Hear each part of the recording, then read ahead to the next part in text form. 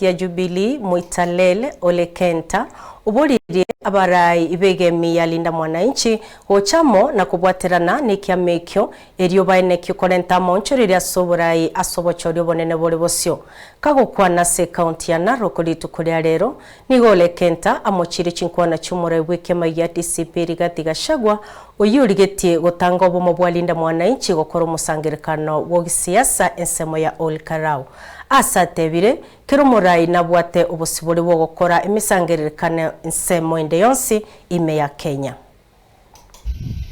We want Linda Mwananchi wakuje tufanye kazi pamoja. Kama mtakikani mahali ingine, sisi Jubilee tumewa. We are accepting you and we are welcoming you with open hands.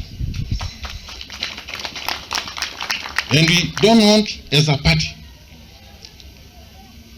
any dictatorship.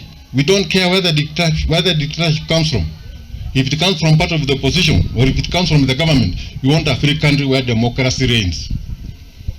So hii mambo ya kusema ati hatutaki watu fulani mahali ingine, tunataka wengine, tunataka wa Kenya wajumuike pamoja wajenge nchi yao. And I can tell you one thing. We have said everybody is one town. And that is a fact. Na nyinyi mnasemaje? Mnasemaje? Haya, wala watu wa kaunti enda mwambie bosi wenu na mwambie Ruto wote ni one town.